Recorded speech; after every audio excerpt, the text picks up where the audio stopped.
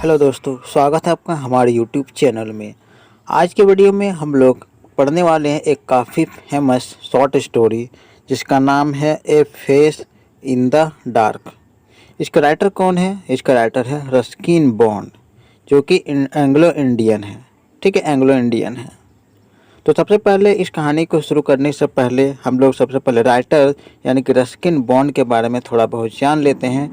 ये जो Ruskin bond है उसका जन्म हुआ था 19 मई 1934 में, मतलब 1934 में उसका जन्म हुआ था और 19 मई में। ठीक है, और ये एक एंग्लो इंडियन ऑथर है।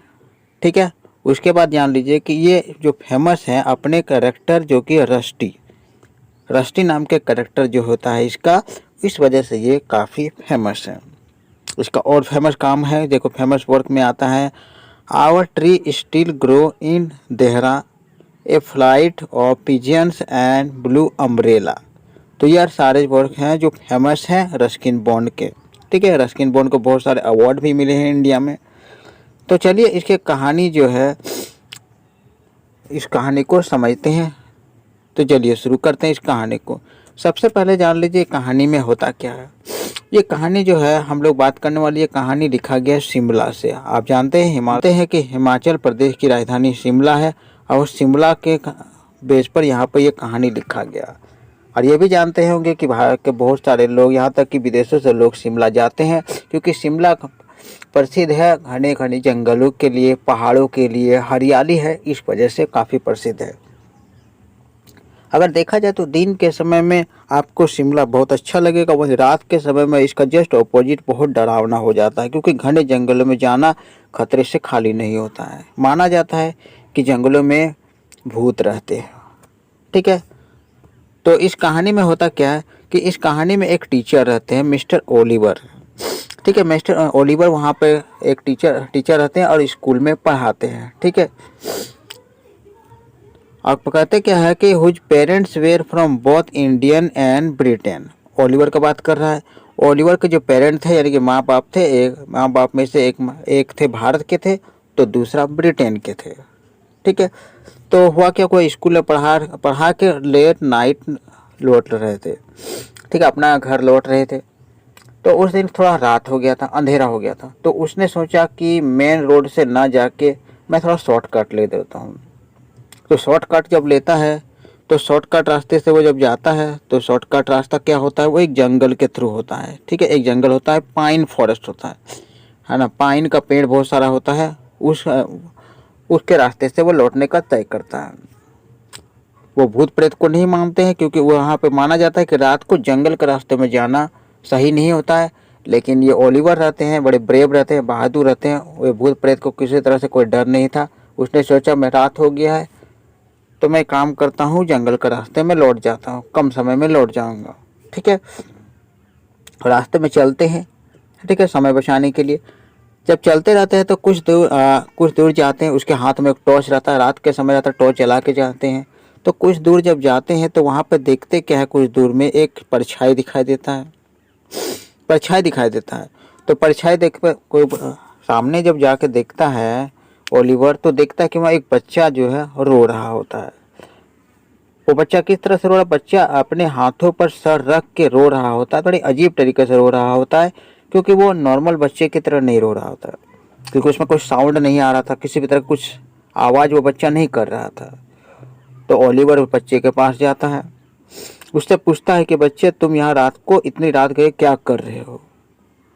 ये खतरनाक जंगल है, यहाँ पर बच्चों को रात में घूमना मना है, रहना मना है। लेकिन वो बच्चा कोई जवाब नहीं देता, वो सिर झुकाए वहाँ पर बैठा हुआ रहता है। ठीक है, लेकिन ओलिवर एक बार फिर से पूछता है, जोर से पूछता है कि तुम यहाँ पर इतनी रात को क्या कर रहे हो? तुम अपने घर क्यों नहीं जा रहे हो? ये जंगल बहुत खतरनाक है, तुम्हें घर जाना चाहिए। तब क्या करता है बच्चा, अपने सिर को उठाता है। तो जब सिर को उठाता है तो ओलिवर क्या होता है, ओलिवर उस बच्चे के चेहरे को देखकर उसके हाथ से टॉर्च छूट के गिर जाता है, उसके पैरों के तले जमीन खिसक जाता है। वो देखता क्या है कि उस बच्चे के आँख नहीं होते हैं, कान भी नहीं होते हैं, नाक भी नहीं होते, यहाँ तक मुंह भी नहीं होते हैं। सिर्फ क्या है कि सर पर एक टोपी लगा हुआ रहता है। ये सारे चीज़ देखकर ओलिवर बहुत डर जाते हैं। वो उल्टे पाँव वहाँ से भागने लगते हैं, बहुत ज़ोर से चिल्लाते हैं और उल्टे पाँव भागने लगते हैं। ठीक है, और भागते हेल्प हेल्प कर चिल्लाते हुए भागते हैं, मदद मांगते हैं लोगों से। लेकिन जंगल रहता है, जंगल में कौन मदद करेगा रात को। ठीक है, तो वो भागते भागते चले जाते हैं। ठीक है, तो कुछ दूर जब जाता है ओलिवर, कुछ दूर जंगल में कोई भागते हुए जाता है, तो रास्ते में क्या देखता है कि एक ये जो लालटेन होता है, लालटेन का लाइट दिखाई देता है। फिर सामने जाता है तो उसमें एक पता चलता है कि लालटेन कौन पकड़ा है, तो एक वॉचमैन पकड़ा हुआ होता है। तो थोड़ा सा ओलिवर को तसल्ली होता है कि चलो वॉचमैन है, मिल गया है, अब मुझे थोड़ा सा डरने की ज़रूरत नहीं है। तो वो ओलिवर वॉचमैन के पास जाता है। वॉचमैन उससे पूछता है ओलिवर से कि तुम क्यों चिल्ला रहे हो, क्यों तुम भाग रहे हो।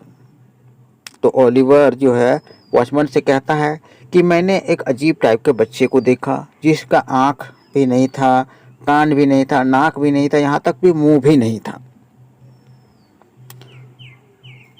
ठीक है, तो वॉचमैन कहता है, वॉचमैन क्या करता है कि अपना जो लालटेन होता है वो थोड़ा ऊपर करता, अपने चेहरे पर लाता है और अपने चेहरे को दिखाते हुए कहता है कि क्या इस तरह का था। मैंने खुद को ओलिवर को दिखा रहा है वॉचमैन।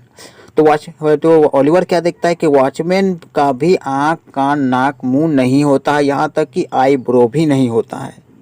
ठीक है, तो वॉचमैन को इस तरह का हुलिया देखकर ओलिवर बहुत जोर से चीखता है। ठीक है, चीखता है। फिर थोड़ी देर में क्या करते हैं, हवा चलती, जोरों से हवा चलती है और जो लालटेन का लाइट होता है वो बुझ जाता है। ठीक है, तो कहानी यहीं पर समाप्त हो जाता है। कहानी को अधूरा छोड़ा गया है। इसके लेखक ने कहानी को अधूरा जानबूझ के छोड़ा है कि ताकि जो पढ़ने वाले हैं, जो रीडर है, वो अंदाज़ा लगा सकते हैं कि आखिर आगे में ओलिवर के साथ क्या हुआ होगा। ठीक है, ये इसलिए इस कहानी को अधूरा छोड़ दिया गया है। ठीक है, ये राइटर पर छोड़ दिया गया है कि क्या हुआ होगा। तो यहीं पर ये कहानी समाप्त करते हैं। उम्मीद है आप लोग को पसंद आया होगा। मिलते हैं आप लोग नए वीडियो में एक नए टॉपिक को लेकर।